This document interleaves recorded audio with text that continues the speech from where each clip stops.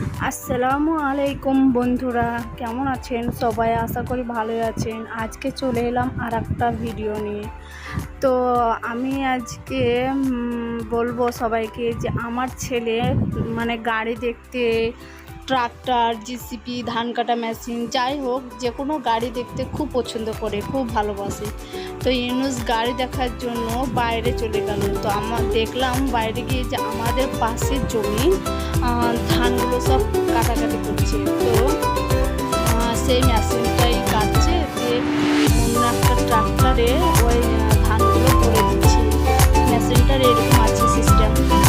তো দেখে খুব ভালো লাগছে, দেখে এত খুশি, মানে কি বলবো।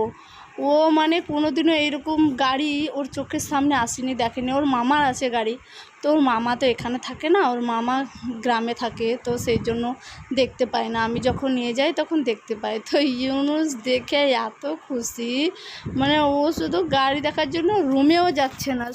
ইউনুস বলছে, মা আমাকে খুব ভালো লাগছে। আমি ওকে জিজ্ঞাসা করছি ভালো লাগছে, বলছে হ্যাঁ। মানে ও হসবিয়ে খুশিতে শুধু যাচ্ছে আর আসছে। আর গাড়ি একটু আওয়াজ পাচ্ছে, সেই জন্য ভয় পাচ্ছে যে এরকম কীরকম আওয়াজ হচ্ছে সেই জন্য। আর ট্রাক্টরের আওয়াজে ও ভয় পায় না, কিন্তু এই গাড়ির আওয়াজটাই ভয় পাচ্ছে, খড়খড় করে একটা আওয়াজ আসছে।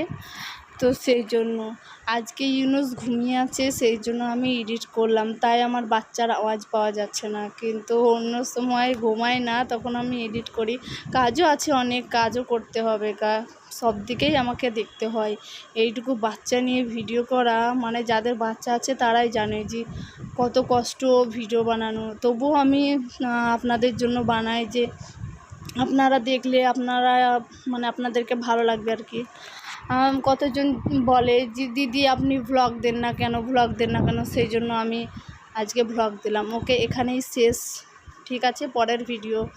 Bye bye, tata.